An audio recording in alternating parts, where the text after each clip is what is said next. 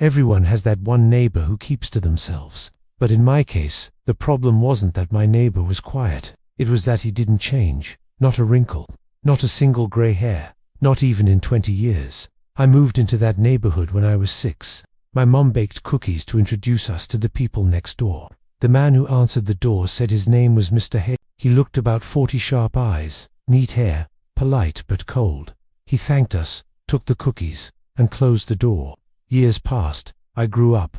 My voice changed. My height changed. My entire life changed. But every morning, I'd see him stepping outside to get his mail. Same stiff posture, same clothes, same face. People whispered about it. Some said he was just blessed with good genetics.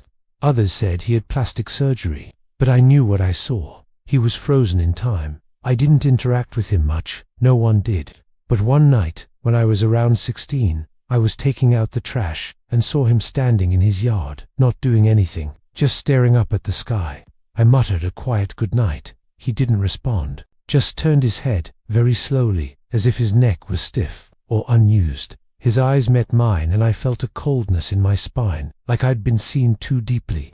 Then he said, in a voice that sounded too smooth, "You're growing fast." I didn't know how to answer, so I just went inside. When I was in college, my mum sent me an old neighborhood photo she found. It was a community barbecue from the year we moved in.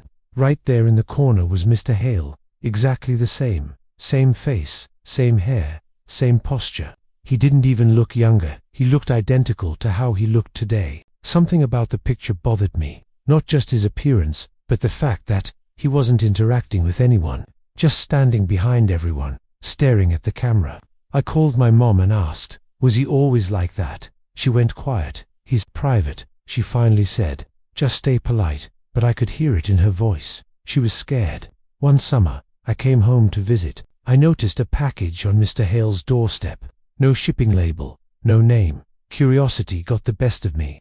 I picked it up to knock on his door and froze. The box was warm, not like it had been sitting in the sun. Warm like something inside was alive.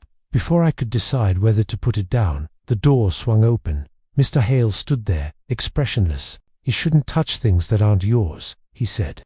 I apologized and handed him the box. He didn't take it. Instead, he leaned slightly forward and whispered, "Your hands will start to tingle soon." I dropped the box and stepped back, heart pounding. But he didn't move. He just watched me retreat. That night, my hands really did tingle. Anxiety, suggestion, I didn't know. But I couldn't stop thinking about him. So I searched property records, census data, anything. Mr. Hale's house had been in his name since 1932. He was already listed as the owner, 93 years ago. And there was no younger photo, no older photo, just the same face repeated every decade. Same man, same features, same everything. My stomach twisted. This wasn't genetics. This wasn't surgery. It was impossible.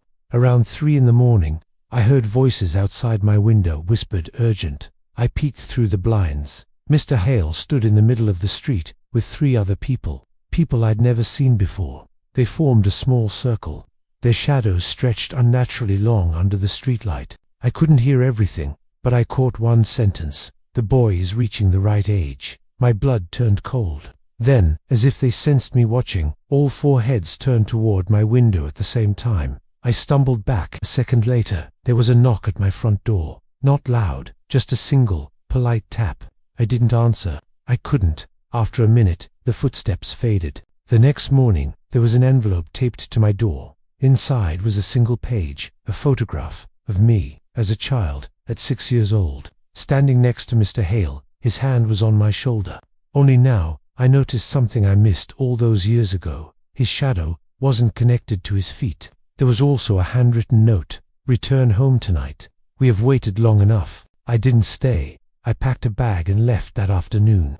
But even now, in every hotel, every rented room, every temporary home, I feel the same chill whenever I check the hallway through the peephole. Because one day, I know he'll be standing on the other side of the door, patient, smiling, unchanged, waiting for me to stop aging, just like him.